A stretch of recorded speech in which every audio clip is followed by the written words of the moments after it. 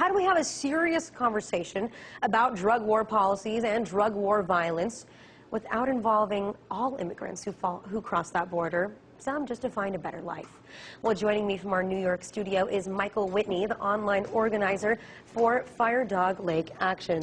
Now, Michael, I just have to ask you a question here. You know, you can't say that the two aren't mutually exclusive, the drug war and illegal immigration. But how do you explain to people that not every illegal immigrant that crosses the border into the United States is doing so because they're selling drugs or they're bringing drugs with them? Well, the fact of the matter is that in the last 4 years, more than 28,000 people have been killed in Mexico's war against the drug cartels. And what has happened is, as you noted, the entire immigration issue has been distorted to be about undocumented workers, and the real problems that are facing our country and our border with Mexico is really these cartels. It's not about the people who are coming here to work, because quite frankly, they're coming here to work because Mexico's government is so strapped fighting these cartels.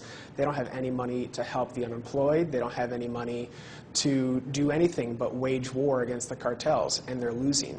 That's why President Felipe Calderon came out last week and said that Mexico should have a debate about legalizing drugs. And it's about time that President Obama joined this debate as well. Well, but you know, if you ask the majority of the American public, I don't think they would necessarily equate the two and look at them in that logical manner. So how do you get people to change their attitudes to realize that our drug policies, or our policies in America, especially regarding the Mexican drug war, are very important, that perhaps they need to change in order for that violence to stop? Well, I think what's critical is exposing the lies that are the anti-immigrant bills from Arizona and now Florida. I think it's also extremely important that people realize that what's happening is a failure of a 40-year-old policy that's cost us $1 trillion, which is the U.S.'s war on drugs. That's why with Fire Dog Lake, we've taken up a new campaign this month called JustSayNow.com. The real goal here is to call for an end to that war on marijuana, because, as you said, so few people know about what's actually happening when the cartels make 70% of their profits from marijuana.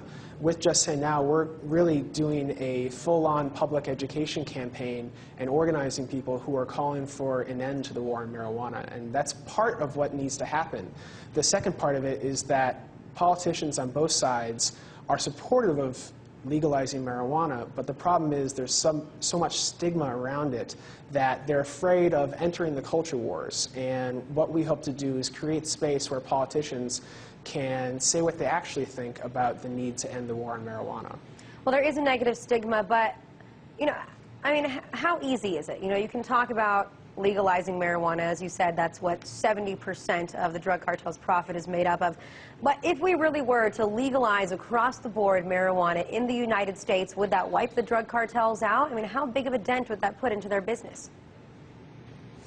Well, they use the money from marijuana to fund all the rest of their illegal activities. They use their profits from marijuana to buy guns that terrorize police on our streets. They use the money from the profits of marijuana to buy harder drugs like cocaine and heroin and push those on American streets. The cartels are in 230 American cities right now, up from just 150 2 years ago. And that's why I really think it's critical for people to pay attention to what's happening with California's legalization initiative, which has consistently shown majority support from the state. And Californians and people in other states like Oregon, Washington, and other western states are really serious about ending the war on marijuana and passing marijuana legalization initiatives. And even people like former Seattle Police Chief Norm Stamper, a 33-year law veteran, has come out and said it's time to legalize marijuana because it's a waste of resources, and it's a waste of lives, and it's a waste of police officers who have much better things to be doing instead of risking their lives for marijuana busts. But now, Michael, I have to ask, you know, how big of a role does our own government play in some of the violence that's going on across the border? Because a lot of people have attributed the violence in the past couple of years to Felipe Calderon's policies, to the fact that he started this war by sending the military out.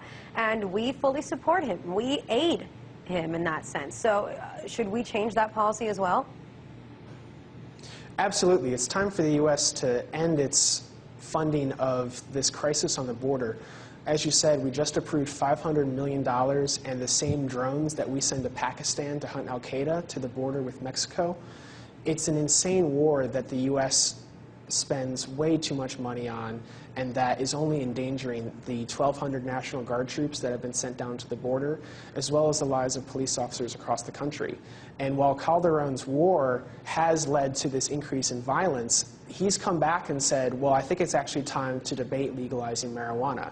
And he's not just talking about Mexico legalizing marijuana, because the appetite for marijuana is actually in the U.S. That's where the Mexican cartels go to sell their illegal marijuana. And it's really a matter of the U.S. changing its policies and having this debate to legalize marijuana and the debate to end the war on marijuana with Felipe Calderon and other former Latin American presidents who have come out and said it's time to legalize. Yeah. And President Obama needs to come to this table and have this debate. Well, good luck convincing conservative Texas that in order to stop the violence, all they have to do is legalize marijuana. It's a sticky situation. Michael, thanks so much for joining us.